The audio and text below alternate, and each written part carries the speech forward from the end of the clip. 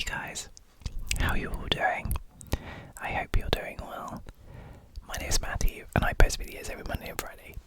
So if you love the tingles, tingles, tingles, tingles, tingles, tingles, tingles, then please do hit that subscribe button because you, yes, you right there, are in the right place. And I'm really loving the community we're growing at the moment. Things on this channel have been weird, but weird in a good way, not weird in a weird way. Recently, and I'm so grateful for you all who are watching, subscribing and liking, commenting. It really does mean the world to me, and I know everyone says that, but it's really true. I've been posting videos on and off this channel for 12 years, and I've not been posting consistently for 12 years. There's been a long gap in between, and I think it's probably been, I probably want to say lockdown, where I was posting more, but not as frequently as I have been this year. This year, from the 19th of January this year, I've pretty much consistently put a video out every Monday and every Friday. There's been a couple of times where it's just been once if I've been sick, or you do get in that frame of mind. There's been certain times where I'm just like, I've not been in the mindset to record a video, and there's been times where I've posted 3 videos a week, but this is the most consistent I have been with this channel, and it is starting to, I feel like it's, when they say consistency is the key for YouTube, it really is the truth. And yeah, I'm loving this niche that I've kind of got myself into with the true crime. I'm loving doing the suggestions. I'm finding so much more about different cases. A lot of these cases I've never even heard of, and in some ways that's criminal because these stories are so important to share. So I'm glad to be able to share these stories with you guys, and I'm hoping you're enjoying listening and finding them relaxing too. And yeah, I just really want to say that I really do appreciate everyone who watches a video, and yeah, I appreciate everyone who just watches the video. I'm so grateful. Yeah. So let's get into today's video. So tonight we're going to be taking a deeper look into a true crime song. I was going to say a true crime song. Something different for you there. A true crime story that might be lesser known to some people. It was lesser known to me, but one that has profoundly impacted many families. This is the case of Billy.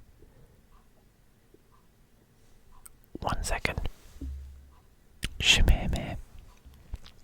I knew I was going to get it wrong, so I quickly looked on YouTube to listen to how it was pronounced, and I think I may have said it wrong.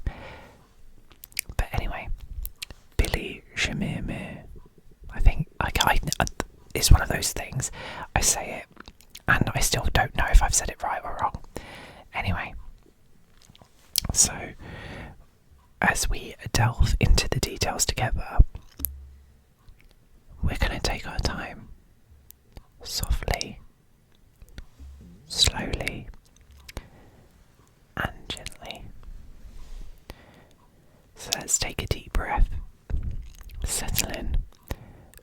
start at the beginning.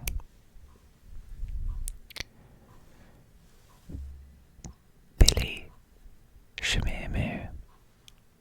I'm now not going to say his last name because I'm now not convinced I'm saying it right, even though I've just listened to it. Billy moved to the United States from Kenya in 2003, making a home for himself in Dallas, Texas. He began working as a healthcare aide, a job that placed him in the homes of the elderly, helping those who needed support with daily tasks. It's the kind of job that builds trust with families and a role that requires compassion and patience.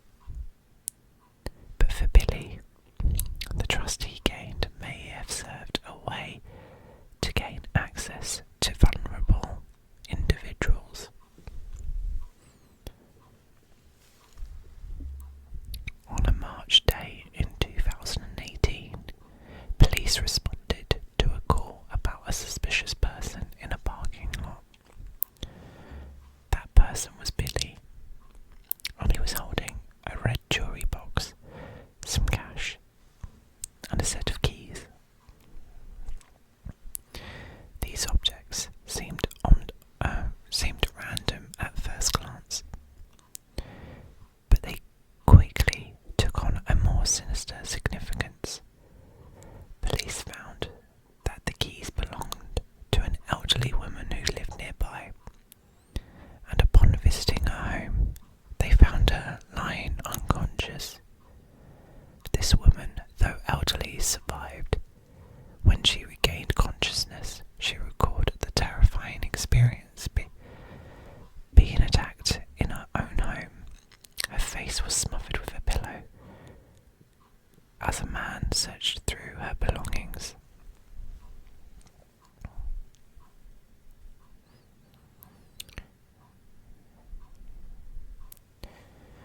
This incident would be the key that opened up a much larger and darker story. Police began investigating Billy's connections and soon found a chilling pattern. Numerous elderly women in the Dallas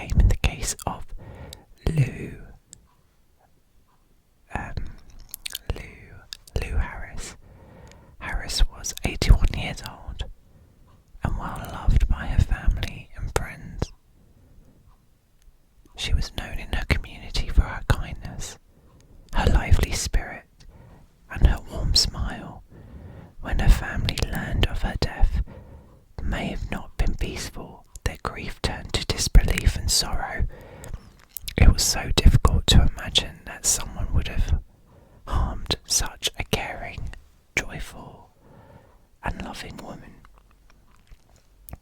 Harris's case became central to the investigation, and where detectives searched Billy's apartment, they found items that connected him to her and potentially to others.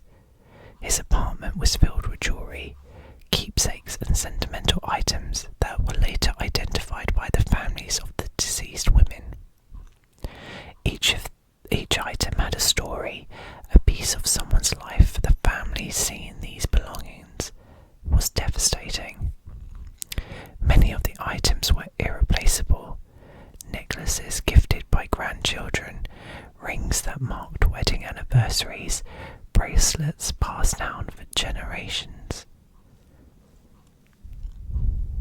As the list of suspected victims grew, the detectives worked tirelessly, revisiting each case, re-examining autopsies, and reaching out to the victims' families. Each time they found more connections. Billy's name appeared again and again, either in records from the senior living communities where he had worked, or from testimonies placing him near the victims' homes. For the families of these women, each discovery was like reopening a wound. Some of them had questioned if I can talk. Each time they found,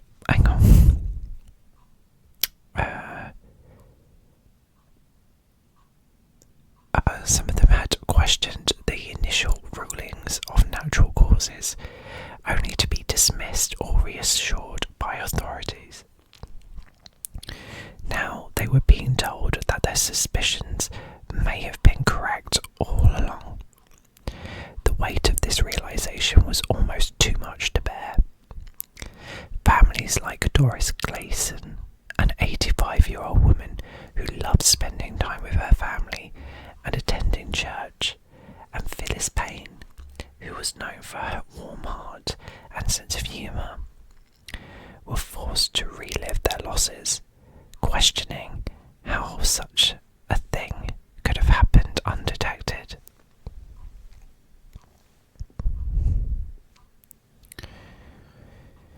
By 2019, Billy was formally charged with multiple murders.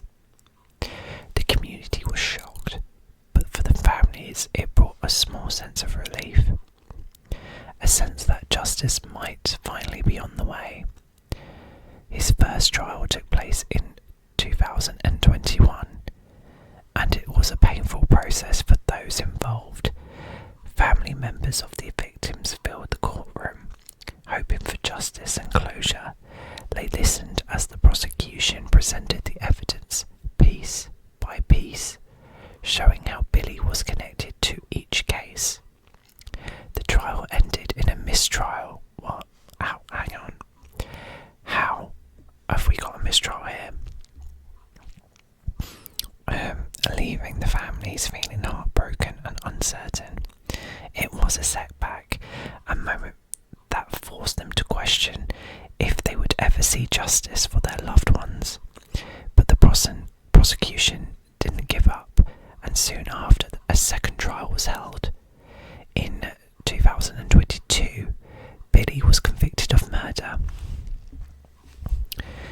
and in the death of Lou Harris. Lou Harris, sorry. I butchered that. He was sentenced to life in prison without the possibility of parole, bringing some measure of peace to her family. For other families, it was a bittersweet moment. While his conviction brought some closure, it didn't take away the pain or answer all the lingering questions.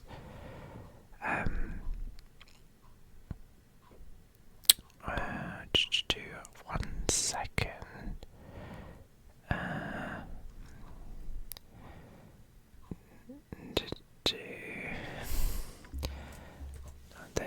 There's more to this. More to this story. Because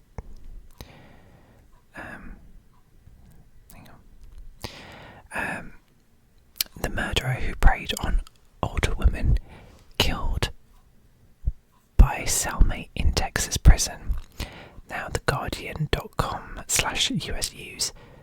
US News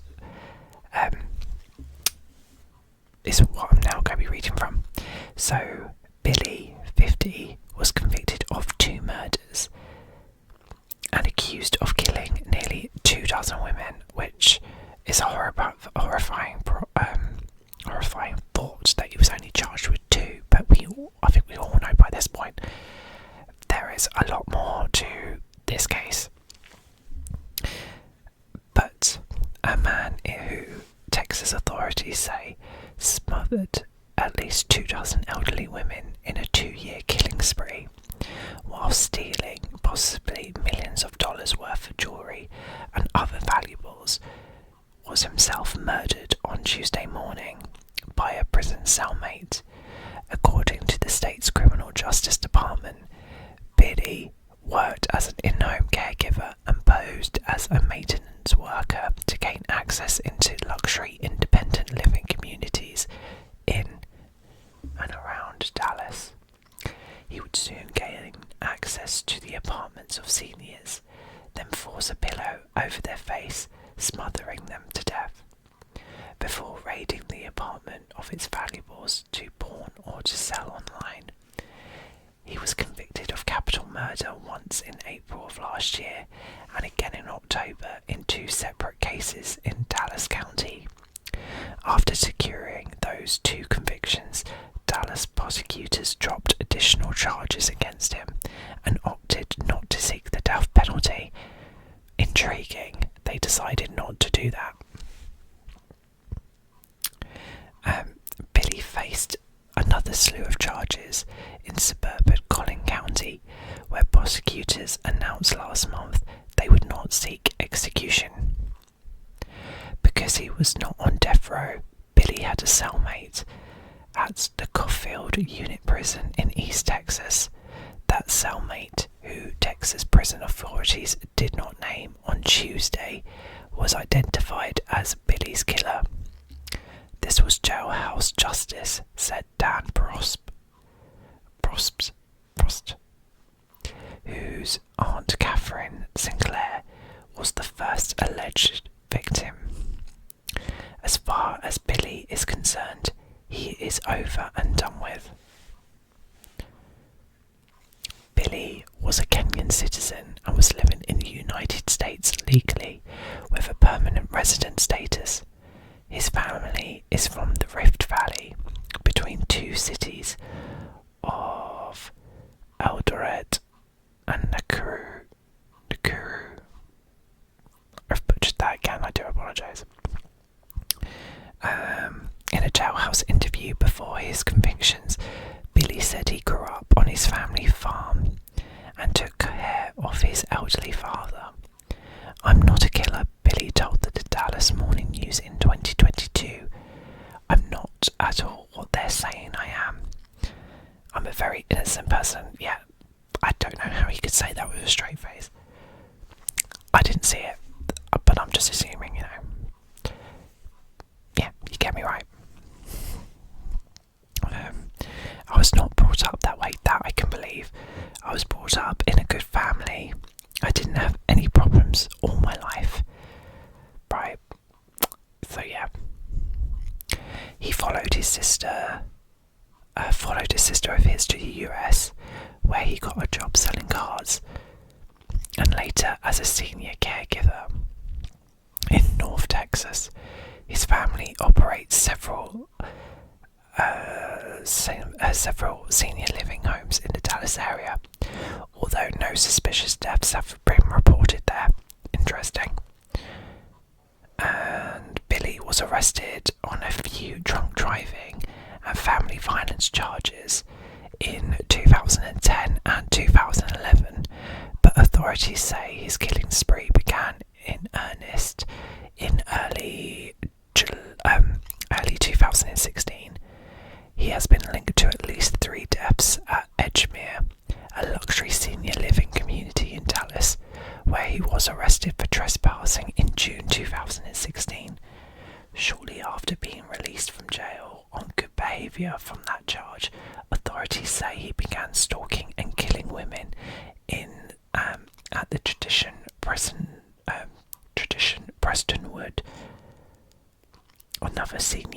community in Dallas. He was linked to 9 deaths there between 2016 and 2018. During all that time, most of the deaths and thefts were brushed aside as resulting from natural causes. Smothering deaths leave few signs for even a trained eye. The local medical examiner testified at trial that his team missed those signs initially because police on the scene did not report any additional suspicions. Okay, there's a bit of blame pushing there, but I could kind of see this logic right here, rightly or wrongly. And it was not until a woman survived an attack at Preston Place Senior Living in Plano and provided a description to police that authorities finally caught on. They set up a stakeout at his Dallas apartment and arrested him after seeing him throwing away a jewelry box from one last murder. Billy had appealed his convictions and maintained his innocence until his death. The Texas Department of Criminal Justice said its Inspector General's office was investigating Billy's slaying. It wasn't the justice that we know about through the judicial system, but it is a form of justice, said Shannon Dion, whose mother, Doris Gleason, died in October 2016. My mother died in fear.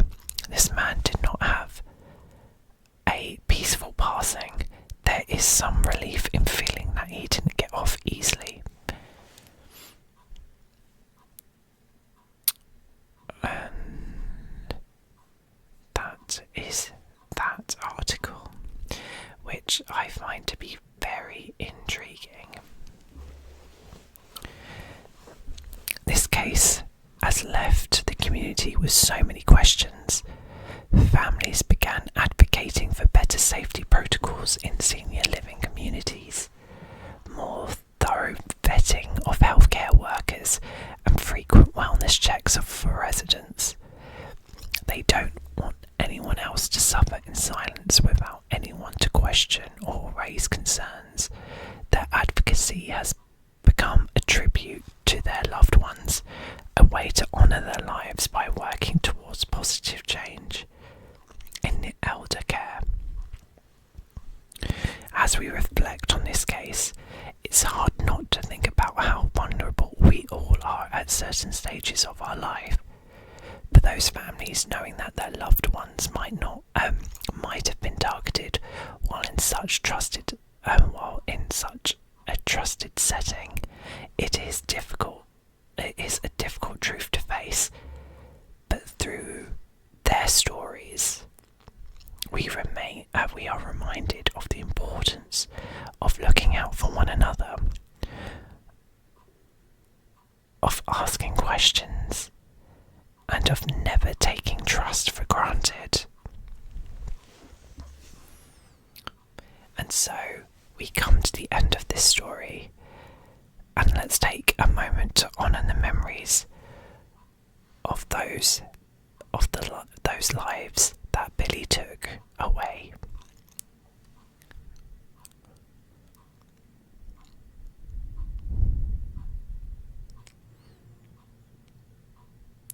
These women were mothers, grandmothers, cherished friends, and beloved members of the communities.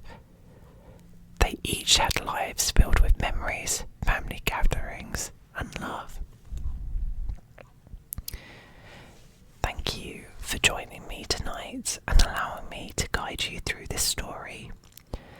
It isn't an easy story, but it's an important thing to remember. And to remember these individuals and let their stories be heard, and to reflect on the changes we can make to prevent anything like this happening in the future.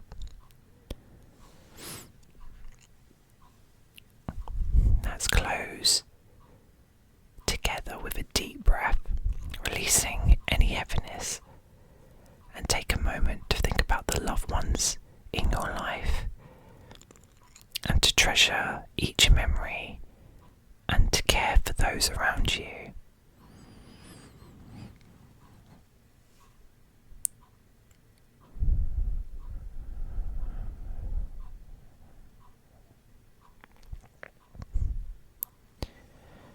Also, before I wrap up this video, I do just want to mention that I forgot to take my clock down off the wall, and I can now hear the ticking in my headphones.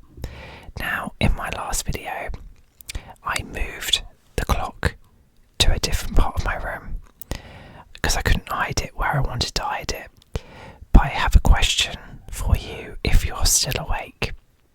And I'm hoping you're not still awake, but for argument's sake that you are, because you're not using this video to fall asleep, you're just wanting to relax. Does the ticking bother you? If it does bother you, and if you've watched my video before this one and it didn't bother you then I will move the clock back to where I had it before. If it doesn't bother you, then I will leave it where it is, because I've got no other place to put this clock. Which I do apologise. I wish I could hide it better, but it's a ticking clock. I don't quite know what else to do unless I fiddle around with the mic settings, but I feel like we've got a good place with the sound that we're all kind of liking. I've taken the pop filter thing off, and we're now doing this close-up whispering in every video, which I love a close-up whisper, so I'm down. I'm down for this. But again, I'm just trying to make the videos you find relaxing, so any feedback is good feedback. I know I'm not going to be able to please everyone, so if the majority likes the ticking clock, then I have to go with the majority, but then I understand with the ticking, and eventually down the line, if I can finally save up enough money to move out, I will make sure that when the time comes and I have a new setup, then I will not have a ticking clock in the presence of that new setup. But as it is, I can't do anything about the clock right now, or anytime soon.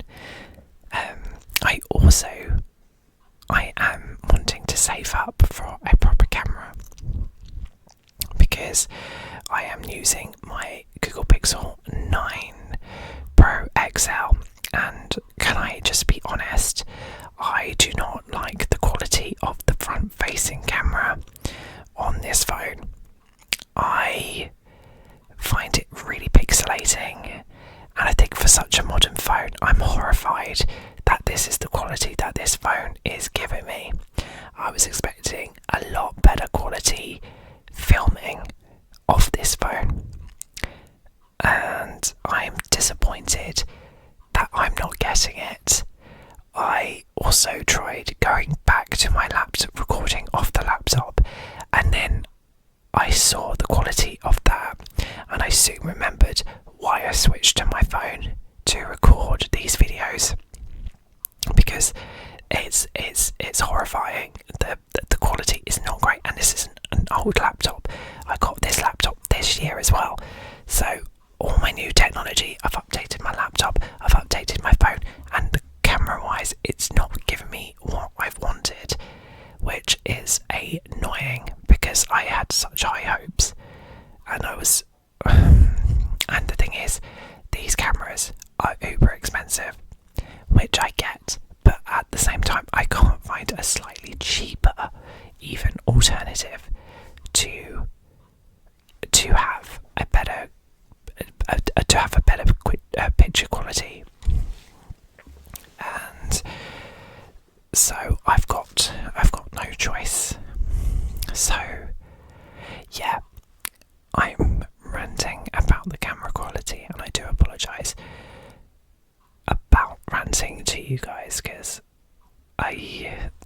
there's so much better quality content out there. I get it. I want to do well for you guys, and I feel like it's kind of letting everything down. I've tried to improve as much as I can in my ability, and I do feel like I've fallen really short here, where I was hoping it was going to be better. So yeah, it is what it is. Hopefully one day I'll be able to save up enough for a decent camera, because I don't really want to take out my house fund at this moment of time. But at the rate this is ticking me off, I may have to. But yeah, we'll see what happens there. It's not all lost yet. At the moment, it's still, the video is sounding good. So we're all good. We're all good.